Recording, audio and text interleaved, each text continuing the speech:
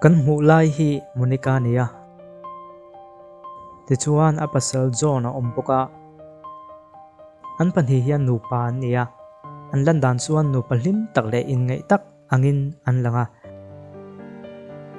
mahse min a zawng hriat lo thil engemaw tak an inkara hian a in thupa chu tuntumah hian kan en ho tur tak pawh ni a kan hriat tur chu John hian Monica thum hak tur hi a duh zawng a thlan sak vek thin a Monica hian a duh thuam hnaw a ha ve ngot thei do a pasal John an hei hi a tha a ti bak chu a ha thei do a Monica hi chuan ka pasal tan in chei tur ka nia chu wangin ka duh dan hi a poimo ve to lova a maina du le tha le moi a ti kha ka hak tur chu ni mai ti na soi ni pole kumruk chu anin nei to a anin nei dan kalphunga hian mi pa jok thu in meichhia chu anom tur ani ti chu an kalphung ani top mai ni entin nge chu tiang in nei na chu Monica hian a du jok iti mai theya ase love language an tia mangai na ran chu atir dan hi kan nei thawa chuta chuan Monica in mangai na afria thiam dan chu an mangai te thu a chu ni top mai a pasal thu a top hian a mangai na alan tir thei dan sang berni na ngai chatani a pasal John po hian chu angai dan ani ve thawa anu puin ti lung oi adu ang sia hian ani po hian anu pui ti lung oi adu ve thawa a ere in turte a thuam hlei na tur poisa le sum le pai zongjong a en kol na tur zongjong chu a ko wa da in na thok na sem em maya chung zongjong chu thil pa ngai nia sesial na tur em po om lo kan ti mai theya ma se thil dang dai deuh mai pakhat om le chu John hi chuan a du mai chia amut pui thei ni chu John hian Monica nen hen kan sei du na ama rem ti na kala phota ti chuan amai na kan ti wangin he thil hi kan kalpui ta ni ramsa te pon ko pui ne ma se an du chuan ram sadang te pon pol thei thawa chu tiang deuh chuan company hian in nei mai la ka du chuan mei chadang kan mut pui thei tho ti na sei ni Monica hian mi pa chuan me pat mei chiat na hinom chen nan chu an hmang threina an hmangai lem lo po an mut pui thei beka chu wangin a mei che mut pui ho te kha a hmangai wang ni levin anom chen nan adu ringot ti ka khia ina lo hoa mangai taka ai en kol le aduat chu ke ma chau kani ti ke khia chu ka da poi mo bera me pat mei chiat na te hi chu kan nu pen ka rai hian ka da poi mo bera ni lo ni ti na soi ni anuam ti na tur lo da saklat chu in lai chin na ti chetu zok te po ani thein ka khia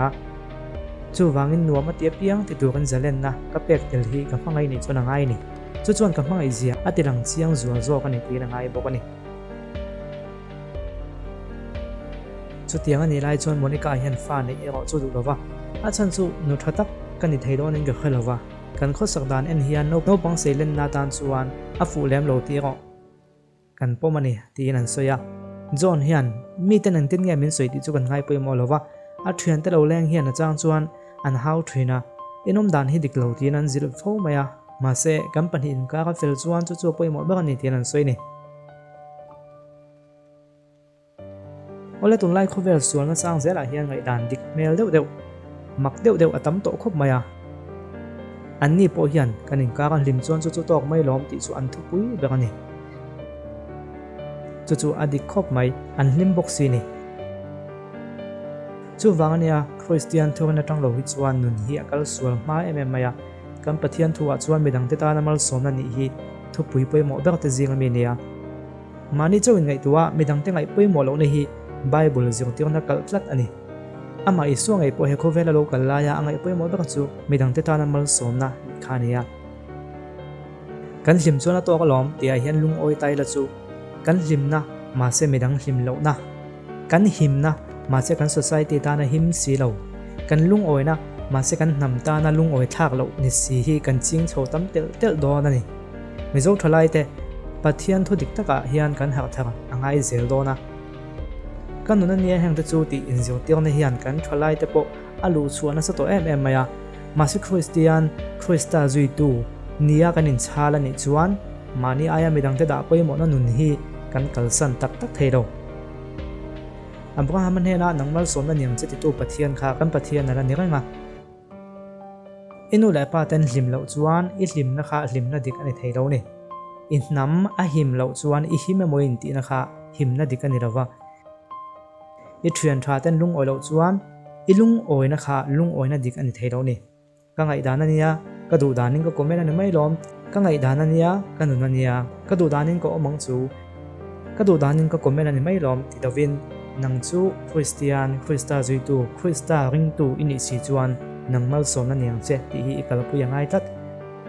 ani si lo chuan Christian kan ni ti mala inung changin Krista nung chang a pho lang don chuang lo ani hồi hôm nay ôm lâu rồi ngày na bồi dầu ta bạn đi cần bôi môi đi đắng chân căn đón tôi